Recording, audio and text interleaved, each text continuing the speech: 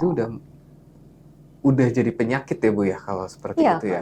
termasuk Penyakit menurut kejiwaan juga iya, pada akhirnya ya. udah masuk kategori penyakit ya menurut WHO gitu. Jadi ya perlu orang tua sadari ketika kita memberi gadget sama dengan gini loh, kayak anak-anak dikasih motor sekarang kan banyak ya, walaupun motor listrik, tapi kalau dilepas ke jalan raya kira-kira bahaya nggak?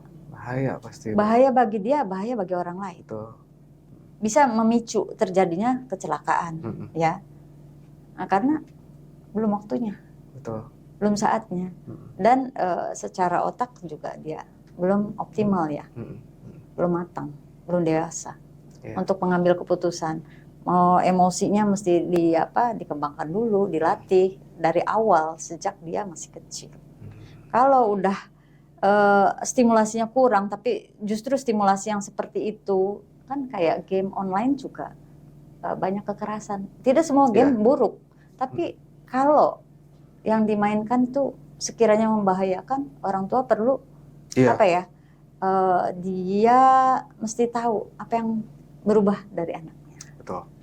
Gitu. Walaupun sebetulnya ada kategori umur pas kita download game ya, cuman kadang kan anak mengabaikan itu. Ada yang 18 plus, 13 plus, ada yang semua umur, sama mirip film sih sebetulnya ya kalau di games itu. Cuman memang banyak terjadi anak-anak di bawah umur ya dia download games yang bukan untuk umurnya, tapi orang tuanya karena itu dianggap games ya udah nggak apa-apa. Ternyata kan ya yang perang-perangan itu dan lain sebagainya juga itu ternyata juga kan menonjolkan kekerasan yang berdampak tidak baik untuk si anak. Memicu ya. Jadi emosinya itu kan kadang meledak-ledak. Apalagi kalau komunikasi dengan orang tua kurang, terutama dengan ayah, pengendalian dirinya kurang. Ya,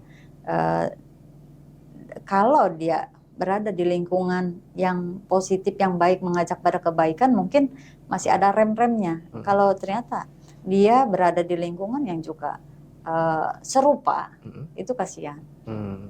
Kadang gini, orang tua merasa aman, anaknya ada di rumah dengan megang gadget.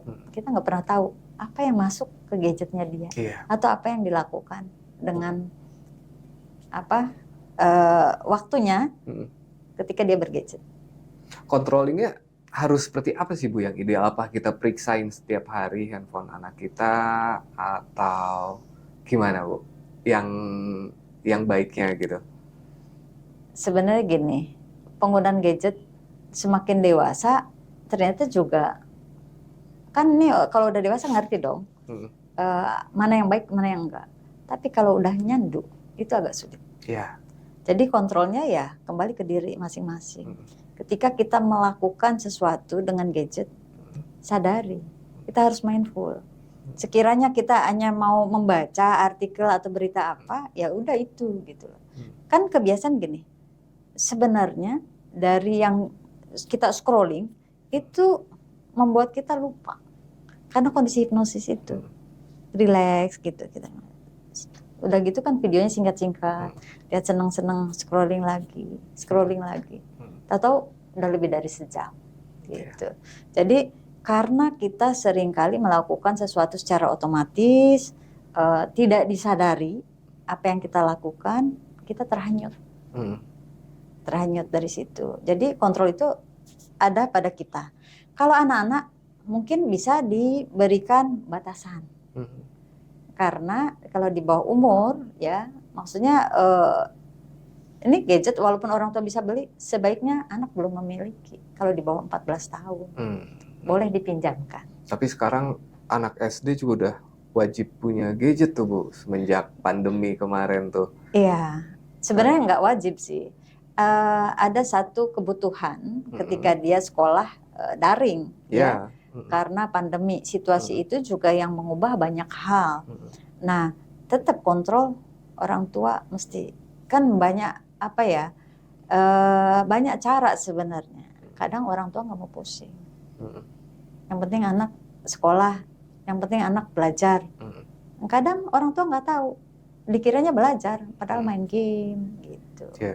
Nah, kontrol itu kalau anak-anak ya memang perlu, mungkin wifi-nya dimatikan, dibatasi. Saya punya klien udah lama sekali, jauh sebelum pandemi, itu orang tuanya sampai kepalanya diginiin sama anaknya, kelas 7. Gitu, gara-gara apa? Gadgetnya diambil. Gitu. Anak ini berprestasi secara akademik, tapi perilakunya sudah seperti itu.